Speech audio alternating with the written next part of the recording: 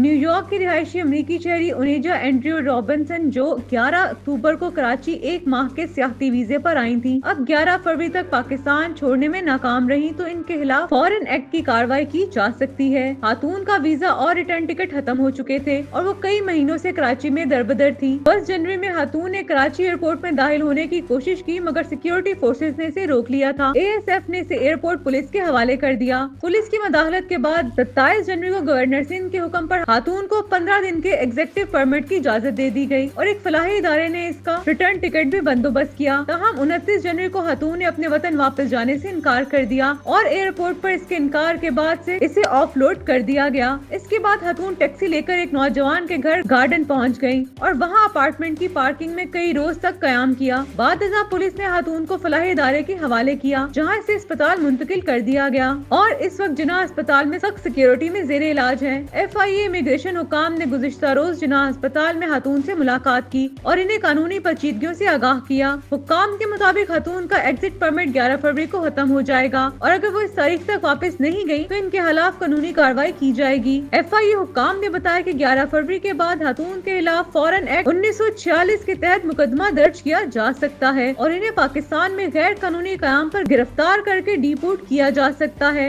تاہم حکومتی فیصلے کے تحت خاتون کے ایگزٹ پرمٹ میں مزید توثیق بھی ہو سکتی ہے، جس سے اسے رضاکارانہ طور پر وطن واپس جانے کا ایک اور موقع مل سکتا ہے۔